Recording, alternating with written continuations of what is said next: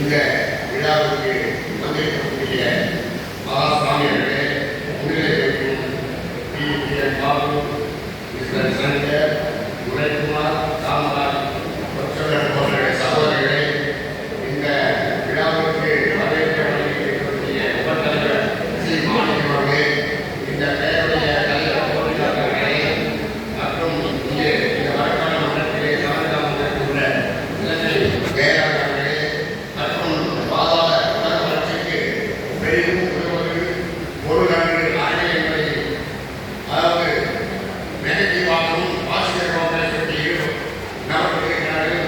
நண்பர் முனைவர் ராதாகிருஷ்ணன் மாதவர்களே, திருத்தா ராஜா அவர்களே, செந்தில் அவர்களே மற்றும் இங்கே இருக்கக்கூடிய இந்த நெறியாளர்கள் முகமது அசர்கள் மற்றும் இந்த விழாவுக்கு வந்திருக்கக்கூடிய என்னுடைய சகோதர சகோதரிகளே, இந்த பேரனுடைய வளர்ச்சிக்கும் இந்த மண்டலத்தில் உறுப்பினர் இருக்கக்கூடிய பொதுமக்களுக்கும் என்னுடைய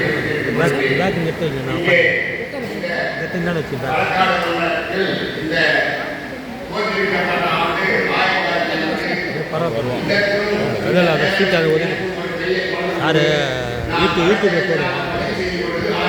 1900 ஸோ என்னுடைய வயதும் இந்த பெயருடைய வயதும் ஒன்றிற்குள்ளால் நான் மிக மகிழ்ச்சியடைகிறேன். பொதுவாக நாம் இந்த உலகிலே இந்த பேரவையிலே சாமி அவை நடராஜன் போன்ற பேச்சாளர்களை நான் சென்னையிலே பங்கெடுத்துக் கொண்டு நிறைய உரையாற்றியிருக்கிறேன். அதுவும் எனக்கு ஒரு பெரிய பயிற்சி கிடைக்கின்றது. அதை மட்டுமல்ல, இந்த பெரு விழாவிலே 38வது மன்றத்தை நான் முன்னிலைக்கு பேசியிருக்கிறேன் என்பதையும் எனக்கு நினைவு கூர்ந்து திட்டமிட்டிருக்கிறேன். ஸோ இப்பொழுது நாம் பொதுவாக திருக்குறள் என்பது காட்ஸ் வேர்ட்ஸ். இது ஒரு கடவுளால் கொடுக்கப்பட்ட வார்த்தைகள். திருக்குறள் என்பது ஒரு கடவுளால் கொடுக்கப்பட்ட வார்த்தைகள். பொதுவாக எல்லா நூல்களும் ஒரு சமயத்தை பற்றியோ ஒரு மதத்தை பற்றியோ ஒரு அரசை பற்றியோ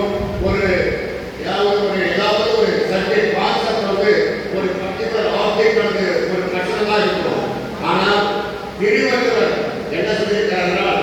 திருக்குறள் என்பது பொதுமறை, உலகத்திற்கே, இந்த மனித வர்க்கத்திற்கே, இந்த மனித உலகத்திற்காக இவர் கொடுத்த உரை, இவர் கொடுத்த இந்த திருக்குறள் எல்லாருக்கும் இந்த உலகத்தை கூடிய அனைத்து மனிதர்களுக்கும் பொருந்தக்கூடியவராக இருக்கின்றன. இதனால்தான் இந்த திருமறையிலே, இந்த திருக்குறளிலே இதை யாரும் எதையுமே தப்பு சொல்ல முடியாது.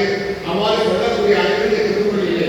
பொதுவாக நாம் நினைவுகிறால் திருக்குறள் என்பது ஒரு பால் அறப்பால் இழப்பால் ஒரு மனிதன் பிறப்பிலிருந்து எப்படி இறக்கும் வரை வாழ வேண்டும், எப்படி நெறியை பின்பற்ற வேண்டும், எப்படி பொருள் ஈட்ட வேண்டும், ஈட்டியபோது எவ்வாறு ஆட்டத்தை யூஸ் பண்ண வேண்டும், அது மட்டுமல்ல இன்பம் இப்படி அனுபவிக்க என்பது 3 காலகட்டத்திற்கு ஒரு மனித வாழ்க்கை மனித இனத்தினுடைய சரித்திரத்தை அழகாக திருக்குறளை வழிவகுத்து கொடுத்த பெருமை நம்முடைய திருவள்ளுவரை காணும். பொதுவாக இது பொதுமறையை சொல்கின்ற போது இந்த திருமறை உலகம் முழுவதும் நிறைய பைபிளை கடந்தது திருக்குறள் தான் அதிகமாக மொழிபெயர்க்கப்படுவது. இப்பொழுது பைபிளையும் தாண்டி இந்த நம்முடைய திருக்குறள் உலக அளவிலே ஒரு பொதுமறையாக அங்கீகரிக்கப்பட வேண்டியிருக்கிறது. பொதுவாக நம்முடைய பிரைவேட் மொராஜி சாரி மோடி அவர்கள் இந்த திருக்குறளை ஒரு உலக மொழியாகவும் ஒரு உலகத்துடைய